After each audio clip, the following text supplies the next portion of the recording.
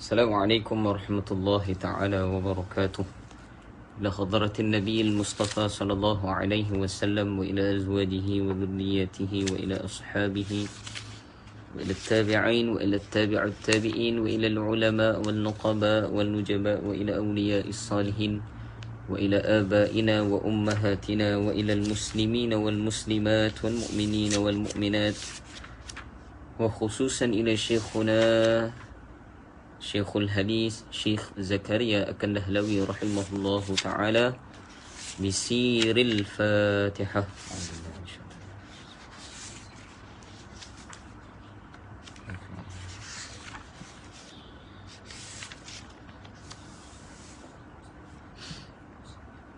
الحمد لله رب العالمين والصلاة والسلام على أشرف الأنبياء والمرسلين سيدنا ومولانا محمد وعلى آله وصحبه أجمعين. السلام ورحمة الله. Abang Hisham, sihat bang Allahumma salli wa sallim ala sayyidina Muhammad nuril anwar wa siril asrar wa tiryakil awyar wa miftah babil yasar sayyidina wa maulana Muhammadan al-mukhtar wa alihi at-tahar wa ashabihi al-aghyar عدد نعم الله وإفضاله فقال سبحانك لا علم لنا إلا ما علمتنا إنك أنت العليم الحكيم فقال رب اشرح لي صدري ويسر لي أمري واحلل عقدة من لساني يفقه قولي ولا حول ولا قوة إلا بالله العلي العظيم أما بعد. Alhamdulillah, pertama sekali kita syukur pada Allah Subhanahu wa taala, afdal ashabul fadilah, para alim ulama, para asatizah yang saya muliakan, sedang penonton di Facebook Live Madrasah Ar-Raudah, juga di hadapan saya ni bonda saya, semoga Allah berafiah berpanjangan keluarga saya dan seluruh muslimin muslimat yang dirahmati Allah Subhanahu wa taala. Kita syukur pada Allah. Saya mohon maaf lewat sikit, ini bertugas di masjid. Kita sambung lagi pengajian kita berkenaan dengan kelebihan bulan Ramadan. Maka jatuh pada hari ini adalah tanggal 21 Ramadan. 21 mak 21 Ramadan. Maka malam ini adalah malam 22. Malam tadi malam ke-21. Malam tadi, yang tadi ini sebelum subuh tadi kita ibadat, itu dikira sebagai malam ke-21 bulan Ramadan. Maka mengambil 10 akhir daripada Ramadan ini, insya-Allah kita lompat sedikit. Kita masuk kepada bab yang kedua, yang ini berkaitan dengan Lailatul Qadar. Tanpa buang masa, kita mulakan sedikit muqaddimah ataupun syarahan daripada ulama besar dalam bidang hadis, yakni Kutubul Akhtab Syekhul Hadis Syekh Zakaria Kandahlawi rahimahullah taala. Bismillahirrahmanirrahim. Qala musannif rahimahullah taala, nafa'ana bihi wa bi'ulumihi fid daraini amin. Sebut amin. Amin. Ila anqal. Antara malam-malam Ramadan. Berapa malam ada ustaz? 30 hari. Ada masa 29 hari. Jadi kita bahagikan. Antara malam-malam Ramadan, satu malam yang dinamakan dengan Lailatul Qadar. Di antara 30 hari Ramadan ataupun 29 hari, ataupun adanya 29 malam ataupun 30 malam, adanya satu malam di antara 30 ini ataupun 29 malam ini, satu malam yang dinamakan Lailatul Qadar. Lailatul Qadar, malam Al-Qadar. Dah sebut malam tu, tak ialah sebut Lailatul lagi kan. Lailah tu perempuan pula, Lailah tu malam lah. Macam-macam nama lah, Lailatul Qadar, Lailatul Barakah, macam-macam nama. Maka yang paling jelas di dalam syarahan para ulama, menerusi Al-Quranul Karim sendiri, Allah menamakan malam ini dengan malam Al-Qadar. Itu jelas. Apa dia malam Al-Qadar, nanti kita akan bahaskan. Sangat diberkati. Yani malam ini yang pertama sangat diberkati. Ramadan Al-Mubarak. Bermakna Ramadan, yakni bulan puasa yang bernama Ramadan Al-Mubarak, dengan makna yang diberkati. Mubarak dengan jamak. Pandangan ulama kata dengan jamak juga di situ. Terhimpunnya keberkatan. Keberkatan para ulama sebut kemuncak keberkatan bulan Ramadan ini adalah berada pada malam Al-Qadar. Makna barakah kita dah bahaskan. Barakah ziyadatul khair ilahi, bertambahnya keberkatan, bertambahnya kebaikan, ziyadah al-khair ilahi. Saya kalau bahas 3 ni saja mungkin setengah jam juga. Barakat ni apa? Apa kata? Orang kata berkat, berkat rezeki, berkat makan, berkat umur, berkat. Apa dia berkat ni ustaz? Ulama jawab. Apa dia berkat? Yang pertama ziyadah. Ziyadah. Makna ziyadah. Ziyadah ini bertambah. Bila rezeki tadi berkat, makanan tadi berkat, hidup tadi berkat, maka para ulama sebut yang pertama ciri-ciri fizikal bagi berkat ini, ataupun kelebihan yang Allah Ta'ala berikan kepada mereka yang diberikan keberkatan ini, pertama ziyadah, bertambah.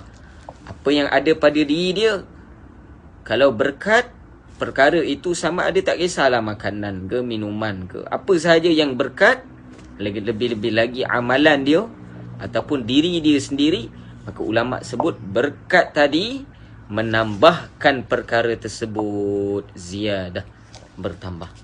Maka ulama sebut bertambah ni ada kalanya buruk bagi kita, mudarat. Bukan semua bertambah ni baik. Ada yang bertambah mudarat. Sebagai contoh, makan banyak bulan puasa ni, melambat-lambat makan, muncit perut, kan dekat kan? Naik perut, berat badan, mudarat. Gula lebih bulan puasa ni, ais lebih dan sebagainya, mudarat. Maka kebaikan, maka bertambah tadi dikira mudarat. Ada juga bertambah sesuatu perkara kebaikan bagi kita, sebagai contoh bertambahnya amal, bertambahnya bacaan Al-Quran, bertambah khidmat kepada orang tua kita, keluarga kita, umat Islam, bertambah tadi berbentuk kebaikan. Maka bertambah ini, apa yang bertambah? Disyarahkan oleh para ulama, berkat ini pertama bertambah, dan yang kedua yang akan diberikan apabila bertambah tadi, yang pastinya baik. Khair, ziyadatul khair.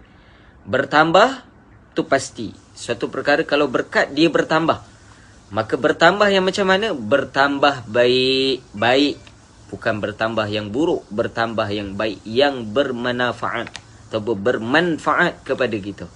Bukan saja pada kita, pada orang lain juga. Ziyadatul khair, dan bertambah pula, bertambah yang baik. Maka bertambah yang baik, yang maksimum, yang paling tinggi sekali, penambahan yang terbaik apa dia? Ya, ini di sisi Allah Subhanahu wa ta'ala, ilahi. Ziyadatul khair ilahi, bertambah. Kemudian tambah tadi dalam lingkungan yang baik dan mengikut kadar yang Tuhan berikan. Maksud dia apa? Bertambah baik tadi di sisi Tuhan. Tuhan yang memberikan kebaikan tadi, ini di sisi Allah Subhanahu wa ta'ala. Maka ada yang lebih besar ke daripada Tuhan? Tidak ada. Maka kalaulah kita kebiasaannya diberikan, bukan kebiasaan lah, kita ni dapat offer, dapat garanti daripada orang-orang besar. Sebagai contoh, daripada PM sini, Perdana Menteri, Ustaz, hari ni kalau Ustaz buat kuliah, Ustaz dapat berbuka puasa dengan saya. Ataupun apa permohonan Ustaz, apa yang Ustaz nak, saya akan berikan. Contoh. Pertama, ulama sebut dalam minda kita ini kerana entiti orang tadi, ataupun kerana orang tersebut mempunyai perkara yang kita yakini. Maksud dia meyakini apa? Dia ni seorang Perdana Menteri, kan? Dia ni seorang orang yang besar, yang berharta, yang berpangkat.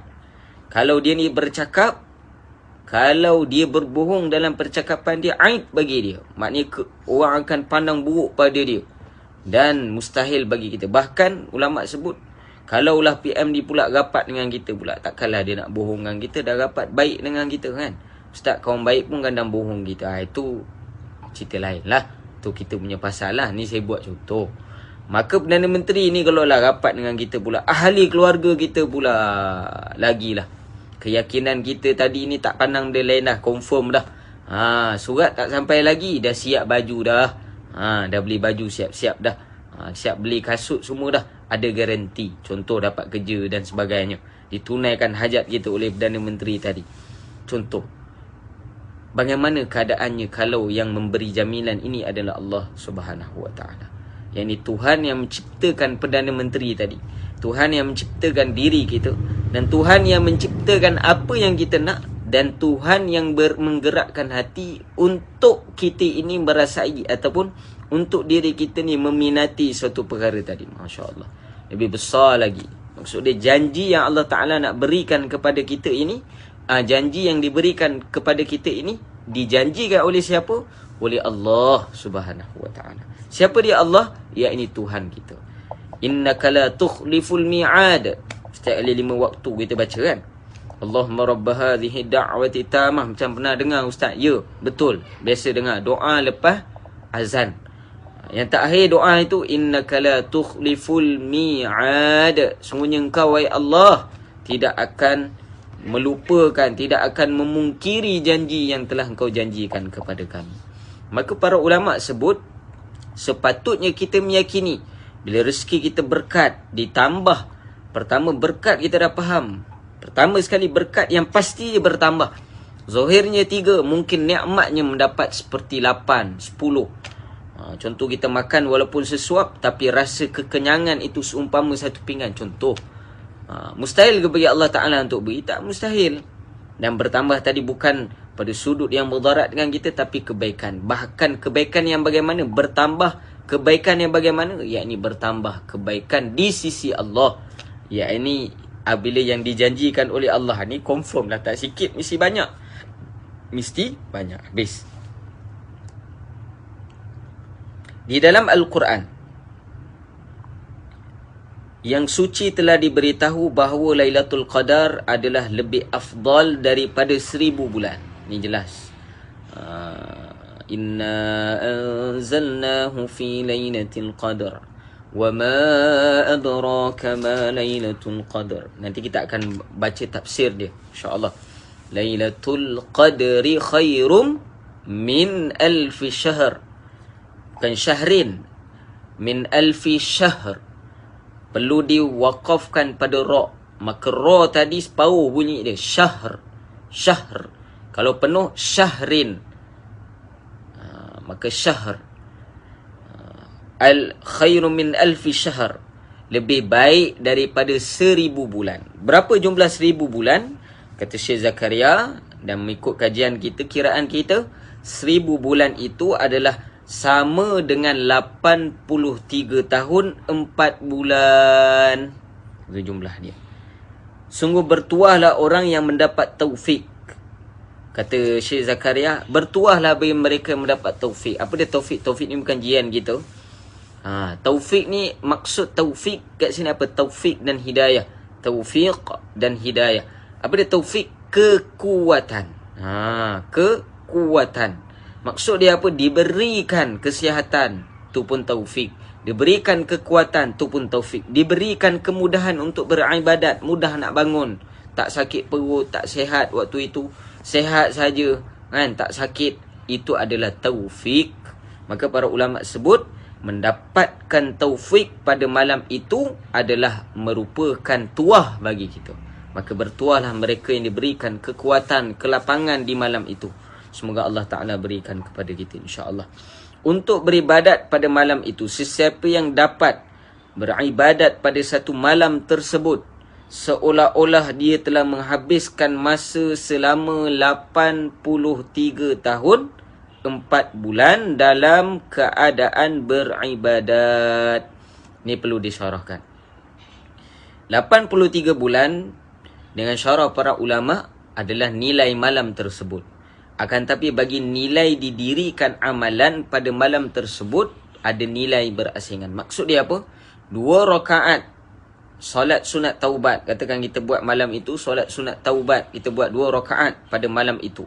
Seumpama kita telah berdiri pada malam itu, dikira kita berdiri 2 rakaat tadi dengan solat sunat taubat selama 83 tahun 4 bulan. Lepas habis sembahyang taubat, sembahyang tahajud pula. 2 rakaat tahajud, berbeza. Bukan ibadat tu malam tu, tak. Setiap ibadat itu dikira seumpama kita telah mendirikan selama 83 tahun 4 bulan tanpa berhenti. Seumpama tengah berdiri taubat tu 83 tahun 4 bulan. Allahu Akbar. Keadaan yang lebih itu pun tidak diketahui beberapa bulan yang lebih afdal daripada 1000 bulan. Bahkan di dalam Al-Quran, Allah Ta'ala tak kata exactly 83 bulan, 83 tahun 4 bulan. Allah tak kata 1000 bulan sahaja. Allah sebut Lailatul Qadar khairun. Khairun ada mim tadi, tanwin bertemu mim ni jadi idgham ma'al gunnah, kena ada gunnah, ada dengung. Khairum min alfi syahr, perlu masukkan tanwin tadi ke dalam mim. Khairum min alfi syahr. Dan bila idgham ma'al gunnah ada 4 huruf. Tanwin bila bertemu dengan huruf ya, waw, mim, nun, yauman, maka 4 huruf ini perlu dimasukkan. Maka Allah sebut khairun. Khairun bermakna dengan maksud apa? Lebih baik. Lebih baik daripada 1000 bulan. Maksud lebih kat sini apa? Paling kurang tu 1000 bulan paling kurang. Kalau Allah Ta'ala nak bagi lebih pada tu, bahkan. Dan para ulama sebut memang betul Allah bagi lebih. Kalau tidak Allah tak sebut khairum min alfi syahr. Allah boleh sebut Lailatul Qadar min alfi syahr. Orang beribadat di malam Lailatul Qadar, dia dikira daripada 83 bulan. Tapi Allah tak sebut macam tu. Allah sebut khairun min alfi syahr, lebih baik daripada 1000 bulan. Allahu Akbar. Dan itu pun kata Syekh Zakaria Kandahlawi, mengikut pandangan para ulama tafsir dan juga ulama hadis, mengatakan apa? Jumlah lebih itu pun tak tahu berapa lebih. 40 lebih, 41 pun lebih, 42 pun lebih, 40, 43 pun lebih, sampai 49. 9 angka ada kat situ. Dalam atas-atas pun boleh lagi, sebab lebih 40 juga. Tapi biasa lebih 40-an tu atas pada 40 lah. Maksud sampai angka 9. Maksud dia gandaan tu tak tahu apa yang Allah Ta'ala berikan. Berapa banyak tak tahu. Allahu Akbar. Maha kaya Allah nak beri. Kita ni miskin. Ada orang diingat Allah Ta'ala ni miskin nak bagi kita. Supaya contoh, amalan yang mereka beribadat pada malam hari. Ada hadis yang diriwayatkan di dalam kitab Muntaqa Hadis, yang disusun ataupun dikumpulkan hadis ini oleh Syekhul Hadis Syekh Yusuf Akandahlawi rahimahullahu ta'ala. Merupakan tak percaya saya cousin kepada pengarang kitab ni. Apa pula cousin ni Ustaz? Sepupu pengarang kitab ini. Dan disusun semula oleh cucundanya Syekh Sa'ad Al-Kandahlawi rahimahullahu ta'ala. Di dalam riwayat mengatakan bahawa mereka yang berada di jalan Allah subhanahu wa ta'ala, seketika berada di jalan Allah. Maksud di jalan Allah ni berjihad. Sama ada berjihad dalam menuntut ilmu, menyebarkan agama Allah, menyebarkan ilmu agama Allah, melapangkan waktu untuk menuntut ilmu, melapangkan waktu juga untuk memberi manfaat kepada orang lain, juga berada di jalan Allah. Seketika berada di jalan Allah lebih baik daripada beribadat di malam Lailatul Qadar, di malam Al-Qadar, di hadapan Hajarul Aswad. Ni dalam riwayat. Seketika. Saya tak nak bahas tu, hadis tu panjang. Seketika tu pun syarah ulama, seketika ni berapa banyak Ustaz? Minit. Berapa kejap? Tu tak apa, kita tak bahas kan. Tapi nak beritahu apa, Allah boleh bagi pahala tu walaupun seketika. Seketika ni para ulama sebut sebahagiannya 45 minit. 45 minit jumlah paling kurang tu, setengah para ulama sebut. Termasuklah kita duduk seketika pun dikira juga. Seketika ni walaupun 2 minit, 1 minit, berapa saat, terfikir kejap, tergolong juga. Sebahagian para ulama hadis kata tergolong dengan kelebihan tadi. Dia mendapat seumpama beribadat pada malam Al-Qadar di hadapan Hajarul Aswad. Ini di depan Kaabah. Maka Allah nak beri, Maha Rahim Allah, dan Allah ni ghani, Allah Maha Kaya. Jadi Allah boleh bagi pada siapa yang Allah nak. Dan takkan kurang khazanah Allah. Allah ni bukan macam kita. Kita bagi kuranglah kita punya. Tapi bila dalam agama, bila memberi pada orang lain, yang pasti tambah. Paling kurang 10. Tu Nabi sebut. Maka sekarang ni diuji keyakinan kita ni. Kita nak yakin dengan siapa sebenarnya dalam hidup ni. Cuba tengok. Tanya diri kita. Siapa menjadi panutan hidup kita, ikutan kita? Siapa yang menjadi panduan dalam kehidupan kita? Dan apa pegangan kita dalam kehidupan kita ni? Apa keyakinan kita? Kepercayaan kita ni yang sebenarnya apa? Walaupun kita ni orang Islam, kita yakin dengan Allah Ta'ala, bagaimana keadaan jawarih, praktikal kita? Adakah kita menjurus pada keyakinan pada Allah ataupun tidak? Kita meyakini Allah Ta'ala ni bagaimana? Allah maha memberi rezeki ataupun tidak? Allah maha melihara ataupun tidak? Keyakinan ini para ulama sebut perlu diusahakan oleh kita. Bahkan di dalam bulan Ramadan kena minta keimanan ini, supaya Allah Ta'ala berikan. Dan kekuatan taufik yang saya sebutkan tadi, tidak lain tidak bukan adalah pilihan dan juga pemberian daripada Allah. Bagaimana hebat seorang tadi pun, hari-hari angkat 100 kg dumbbell kan, kiri kanan. Saya selalu jalan tarawih kan, nak pergi suasana lumayan, jalan naik kereta, naik motor, dalam nak masuk isyak tu kan, nampak orang berjoging. Tengok orang Melayu juga berjoging. Tak apalah, mungkin balik tu dia tarawih, sangka baik lah ustaz. Kan? Joging keliling kuat, joging. Nak sihat. Sunnah Nabi SAW. Cuma waktu tak sunnah. Waktu tu tak sunnah. Sebab waktu tu masuk isyak, waktu tu tak sunnah. Jangan buat waktu tu aib. Joging tak salah, tapi waktu tu yang salah. Waktu tu tak haram lah, tapi haram kalau tinggalkan dengan sengaja. Sebaik-baiknya kita mengawalkan solat kita. Maka para ulama sebut, kekuatan walaupun dizahirkan melalui fizikal kita, tapi untuk beribadat pada malam yang dipilih ini, yang terpilih ini, malam yang special di dalam bulan Ramadan, sekali sahaja setahun, maka itu perlukan pilihan. Maka pilihan pertama untuk mereka yang berusaha untuk mendapatkan malam ini, maka kurniaan yang pertama bagi mereka yang nak mendapatkan malam ini dikurniakan oleh Allah adalah berbentuk taufiq, kekuatan.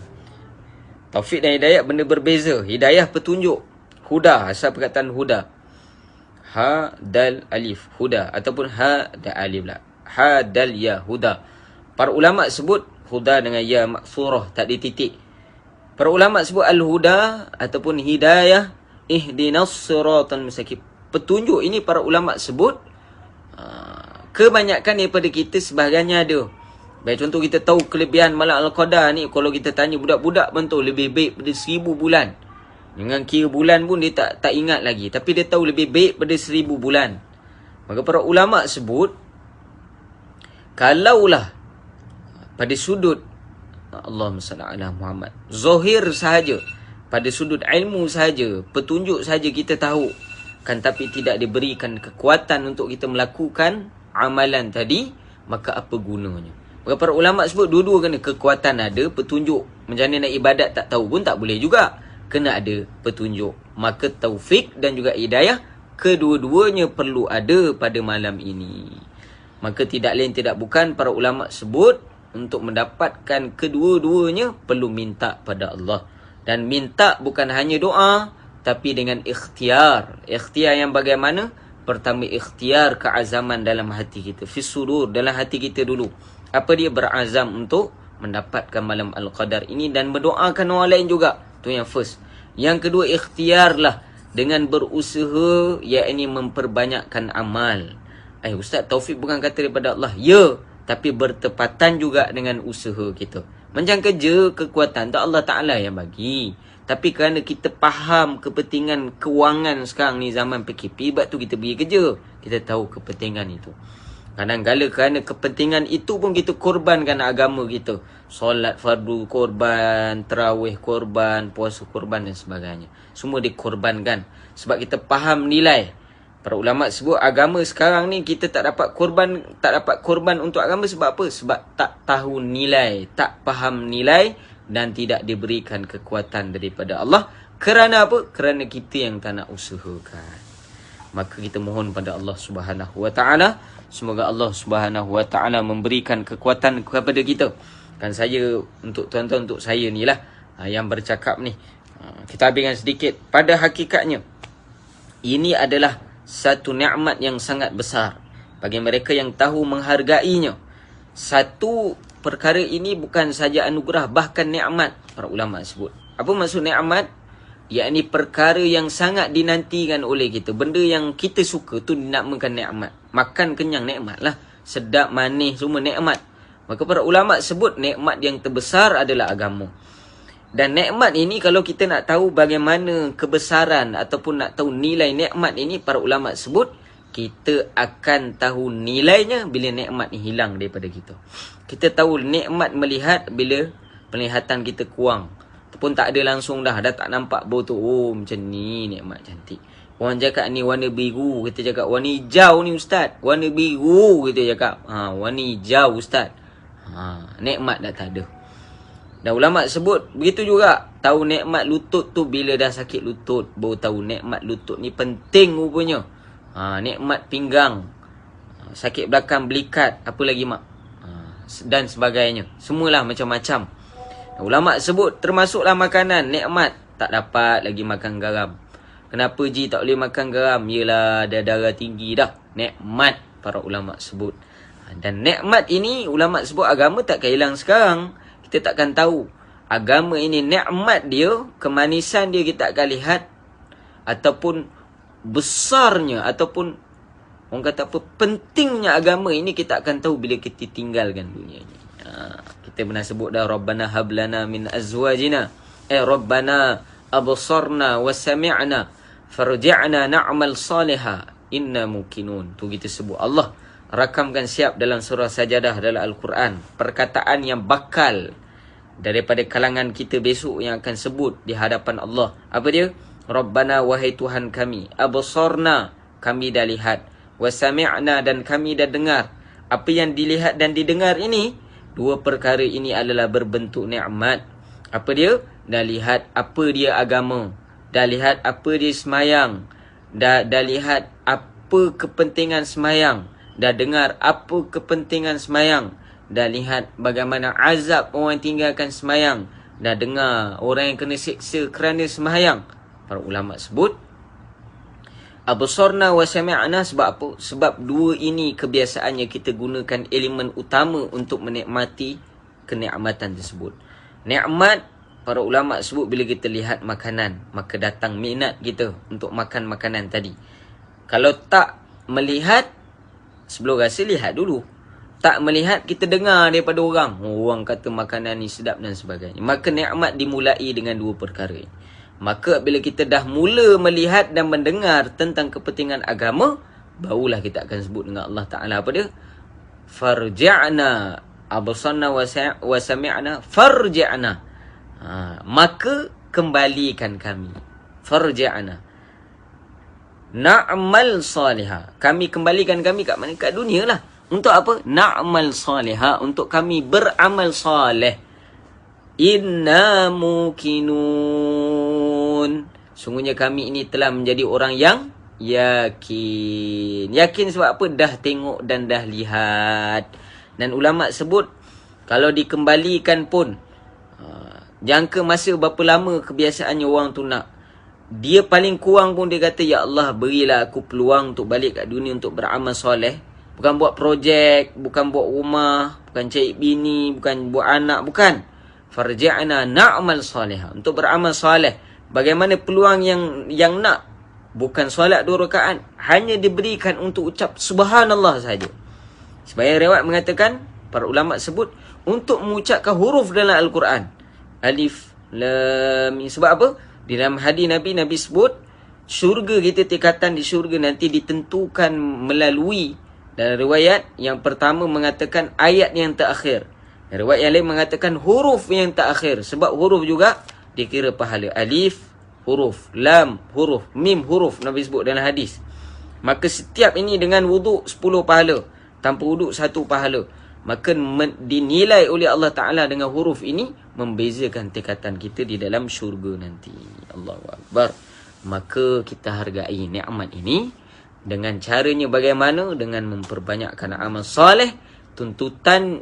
Tuntunannya ataupun tauladannya, caranya adalah seperti mana yang diajarkan oleh Rasulullah sallallahu alaihi wasallam, melalui jalan ataupun perkara yang diajarkan oleh baginda Nabi sallallahu alaihi wasallam. Wallahu subhanahu wa ta'ala alam. Ini apa yang kita dengar pada hari ini. Semoga Allah Ta'ala memberikan kepada kita kekuatan, ini taufik dan juga hidayah, petunjuk untuk kita ini dipilih oleh Allah Ta'ala berada pada malam yang sebaik-baik malam ini. dan juga amalan yang lebih baik pada 1000 bulan, maka semoga Allah juga pilih keluarga kita. Kita juga sunat untuk kejut keluarga kita beribadat pada malam ini. Dan nanti insya-Allah kita akan kaji pandangan para ulama di 10 akhir ini. Bagaimana pandangan ulama menerusi pengalaman mereka mendapatkan malam Al-Qadar. Maka kajian demi kajian dibuat oleh para ulama. Betapa pentingnya malam Al-Qadar ini sehingga adanya jangkauan masa. Adanya kajian yang dibuatkan khusus. Termasuklah oleh Imam Syafi'i, Imam Ghazali, Imam Abu Hanifah dan beberapa ulama yang lain. Ramai ulama, kalau kita nak hidangkan banyak pandangan, pengalaman mereka. Maka kita akan syarahkan nanti insya-Allah. Wallahu subhanahu wa ta'ala a'lam. Yang baik semua daripada Allah, yang buruk pada nafsu amarah dan kelemahan saya. Semoga apa yang kita dengar pada hari ini diberi kekuatan pada kita untuk kita amalkan, ambil iktibar dan sampaikan pada orang insya-Allah. Bismillahirrahmanirrahim. Rabbana zalamna anfusana wa lam taghfir lana wa tarhamna lanakunanna minal khasirin. Allahumma barik lana fi Ramadan wa balighna fi lailatul qadar. Rabbana atina fid dunya hasanah fil akhirati hasanah wa qina adzaban nar. Sallallahu ala sayyidina Muhammadin wa ala alihi wasallam ajma'in. Alhamdulillahirabbil alamin. Billahi taufiq wal hidayah. Wassalamu alaikum warahmatullahi taala wabarakatuh.